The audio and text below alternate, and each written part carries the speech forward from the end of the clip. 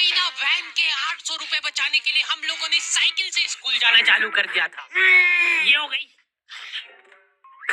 चार लौंडे थरथराती ठंड में साइकिल से स्कूल जाते हैं, ब्लेजर, टोपा, मफलर बांध बुंदा के। एक तो ये ब्लेजर बहुत अजीब था हमारे स्कूल का।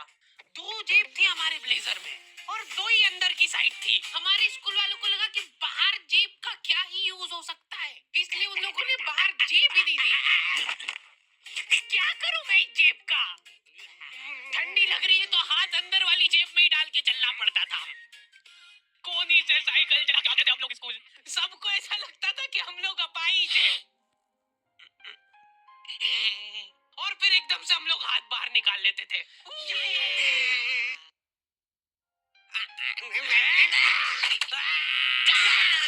मजाक बना के रख दिया डिसेबिलिटी को।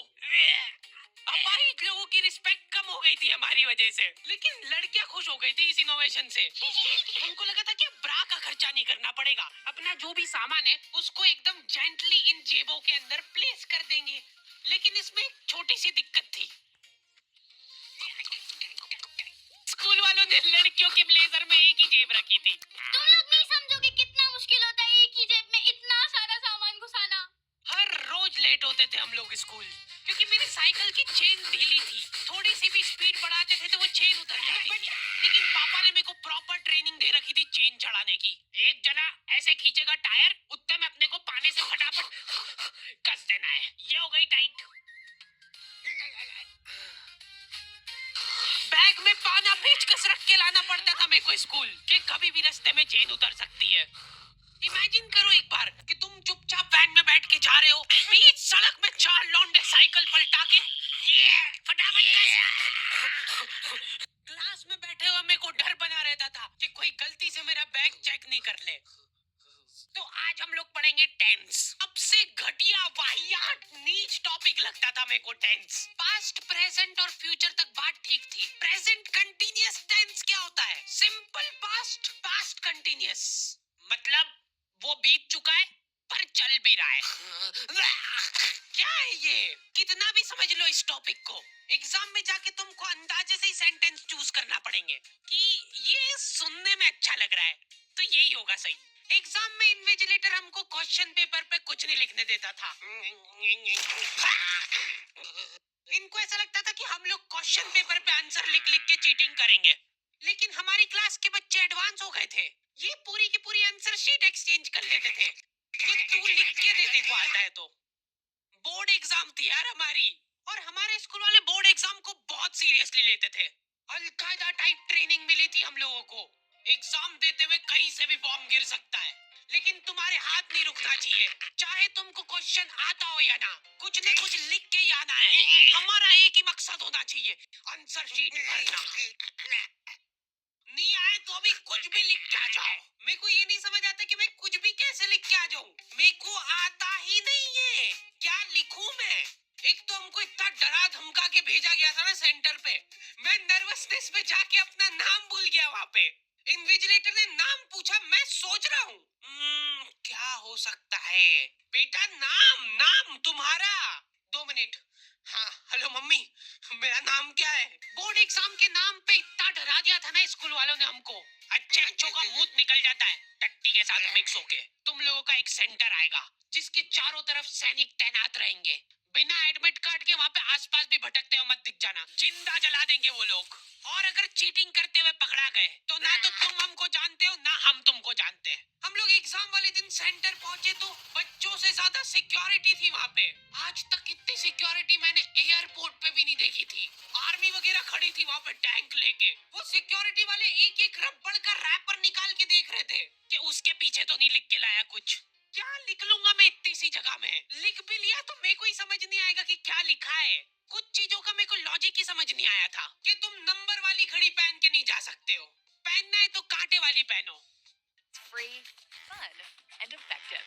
Download Duo. उनको शायद शक हो गया था कि ये सारे लोग एक साथ कोऑर्डिनेशन करके बम बम नहीं फोड़ दे। उधर एक बच्चे की घड़ी का अलार्म बज गया और वो बजता भी बॉम्ब के टाइमर जैसा है। अलकायदा जिंदाबाद। जिस पाउच में तुम सामान ला रहे हो वो भी ट्रांसपेरेंट होना चाहिए। मेरे बैग में से इनको पाने पेचकस मिले थे क्या जवाब दूं मैं इसका कि क्या यूज में आते हैं ये? उनको वहाँ पे डेमो करके बताना पड़ा कि ये यूज में आता है ये सब आइटम। फिर बाकी बच्चों ने भी कंफर्म करा कि हाँ देखा तो है हमने इनको रास्ते में ये हरकत करते हुए। ये सब देख के उन्होंने मेरे पाने पेचकस तो हाथों हाथ नाली में फेंक दिए थे। हमारे एक साथी की जेब में से ड्रग्स बरामद हो गए थे। अरे ड्रग्स नहीं है, ये इनहेलर है। इसको ऐसे सूंघते हैं, नाक बंद होती है तो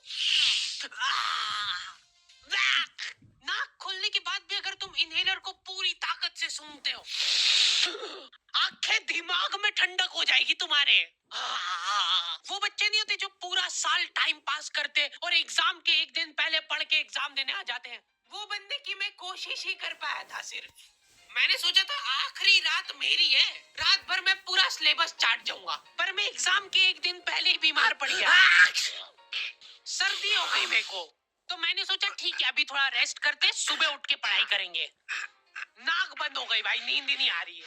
फिर पापा आके मेरे को ट्रिक बताते हैं कि अगर राइट वाली नाक बंद हो रही है ना तो लेफ्ट साइड करवट करके सो जा, फिर गहरी सांस ले, तो ये जो है ना राइट वाली खुल जाएगी और लेफ्ट वाली बंद हो जाएगी। फिर लेफ्ट वाली अगर खोलना है तो राइट साइड करवट करके सो जा। पूरी रात करवटें बदलता रह गया मैं। सुबह रास्ते में जाते जाते पढ़ रहा हूँ मैं, क्योंकि बाकी बच्चे भी यही कर रहे थे। बच्चों को लग रहा है कि भाई जितना हम लोग साल भर में नहीं पढ़े उतना हम लोग रास्ते में जाते हुए पढ़ लेंगे। रास्ते में ऐसे कॉपियां लेके घूम रहे जैसे इनसे ज्यादा पढ़ाकू कोई हो ही ना। सुबह हम सब लोग सेंटर लेट पहुंचे क्योंकि साइकिल की चेन उतर गई थी तो रास्ते में वो कर रहे थे। और क्वेश्चन पेपर भी लेट हो गया था उस दिन। क्वेश्चन पेपर Z+ सिक्योरिटी के साथ आता था। 10 बॉडीगार्ड लेके आते थे एक जरा सा पार्सल।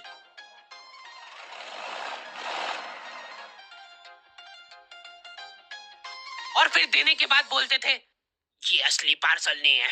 असली नहीं है तो जोर से भी बोल सकते हो, ये असली पार्सल नहीं है। ये लोग पता नहीं किसी को तो गुमराह करने की कोशिश कर रहे थे। इनको डाउट था कि इतनी सिक्योरिटी के बाद भी कोई पेपर चोरी कर लेगा, तो ये लोग इतनी सिक्योरिटी में नकली पेपर लेके आए। असली पेपर तो एक और बॉडीगार्ड नाले में तैरता हुआ लेके आ रहा है। ये पानी पेचकस किसने डाले नाली में?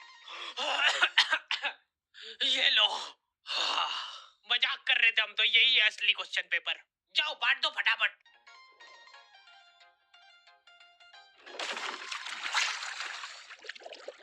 ये अपना आपस में एक दूसरे को गुमराह कर रहे थे। एक बार बस सोच के देखो कि ये सारी हरकतों के बाद भी अगर पेपर लीक हो गया, सोचो एक आदमी टेलीग्राम पे क्वेश्चन पेपर भेजने लग गया था, वो भी एग्जाम के महीने भर पहले से, तब तक क्वेश्चन पेपर बना भी नहीं था। तो अब जो आदमी हमारा क्वेश्चन पेपर सेट करने बैठा, उसने सोचा कि उसका काम इजी हो सकता है, क्यों ना थोड़ा सा स्मार्ट वर्क कर लिया जाए। उसी ने सबसे पहले वो फेक क्वेश्चन पेपर खरीदे और वैसे के वैसे चेप दिए। जिसने पेपर लीक करा था वो खुद सोच में पड़ गया कि ये कैसे हो गया। एग्जाम खत्म होने के बाद इन्विजिलेटर को बहुत मजा आता भाई कॉपियां छीनने में। एक सेकंड भी किसी को ज्यादा नहीं मिलना चाहिए। बस एक वर्ड टाइम ओवर होने के बाद कैसे लिखा तूने? एक बच्चे ने खुद से कॉपी दे दी तो इनको डिसरिस्पेक्टफुल महसूस हो गया था। उसको वापस से कॉपी दे दी कि लिख ले थोड़ी देर और। जैसे लिखने लगा वापस छीन ली।